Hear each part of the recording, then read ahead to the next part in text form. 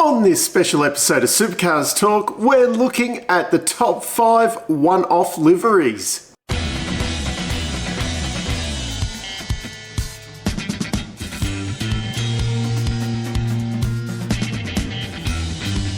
This time we're looking at the top 5 one-off liveries. So these are liveries that only appeared for one race, unless I'm mistaken. So that can't include the Spider-Man livery on the Greg Murphy, Rick Kelly Bathurst winner, because that was used at a couple of rounds. I'm pretty sure that all of these only got used once. So to kick things off, we have got the 2015 Back to the Future. Was supposed to be Chaz Mostert's FGX Falcon. It ended up being Cam Waters and Russell Ingall who used that livery. That was due to Chaz having his soul-destroying crash at Bathurst. So there is actually a really fancy Back to the Future kind of video. If you search for it on YouTube, that I think it was Tickford at the time. No, that would have been probably ProDrive at the time did, with some great acting there from Tim, I nearly forgot his name for a second there, Tim Edwards, some great acting there. This was used at the Gold Coast. It was a special tie-up because Back to the Future 30th anniversary, and it came out on DVD, I think, and Pepsi Max, who was a big sponsor of the Back to the Future movie, they were obviously the main sponsor of ProDrive that year. Although this is definitely not the prettiest livery on the list, it does get on here because of the way they enacted it, I suppose, with that special release video thing they did, trying to tie it in with movie and that, and the fact that they did make a car with special gull wing doors, and it had the flux capacitor and the rocket boosters on the back of the car for all the promo shots and that was really cool seeing it there with the original. I'm trying to think, I can't remember what the name of the car is. Down in the comments, refresh my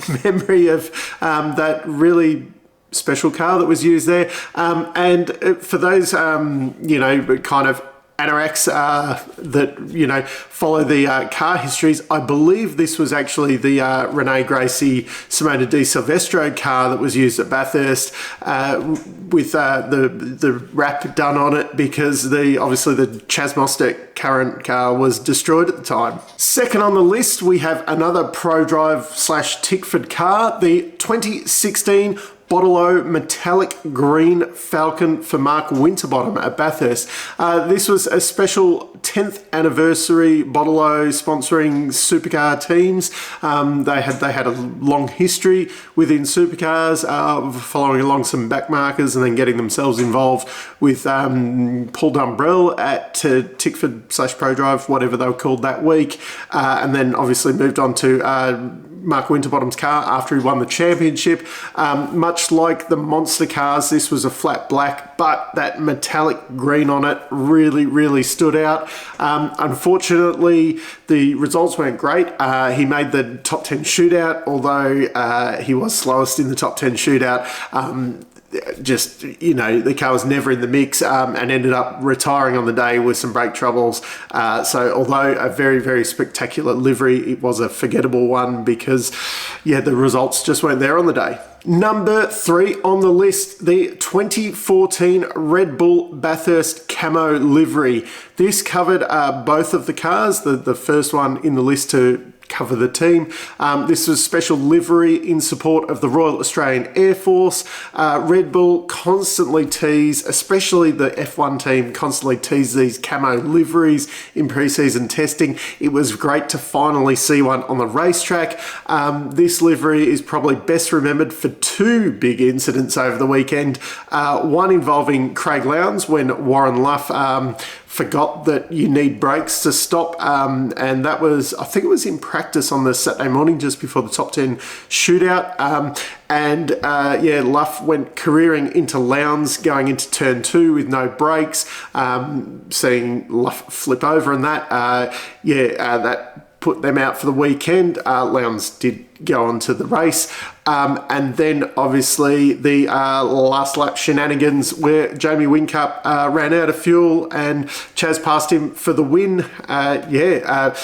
Memorable probably for all the wrong reasons, but it was a great looking livery and one I probably would have bought a model of if they had actually gone on to win the race. Number 2 on the list is another full team livery, the 2021 DJR Darwin Aboriginal liveries. There's been some really good Indigenous round liveries over the years. The GRM one from the other year springs to mind, but this one to me there was just something about it, the way they did all the red in the red parts, and it didn't take away from the normal livery, it didn't take away from the sponsors or anything, but it just, I don't know, it just really popped. They just did a really, really good job of it, I thought. They didn't have the best weekend race result wise, but they did clean sweep qualifying, with Anton having 1 pole and Will having 2 poles over the weekend. You could say that the livery was a success in looks and speed. And in number 1 position, this is probably going to be a little bit controversial. It was only ran on the Sunday in Newcastle in 2017. It is the Todd Kelly Farewell livery. This was a special surprise for Todd. The mechanics rewrapped the car on the Saturday night after he'd gone home, as you know, a special thank you to Todd for all his years' service of being their boss, I suppose. They harked back to his original kind of Kmart livery back from 2002, I think it was. I just really liked it as a farewell, a really special thing. There's something about it. I just love this one. I know it's definitely not going to be everyone's favourite. So down in the comments, tell me what has been your favourite one-off livery. Maybe I'll end up doing a second video of these because there has definitely been some spectacular ones over the years, and I've probably missed a couple along the way. So until next time, I'm still Dave, and I'll catch you later.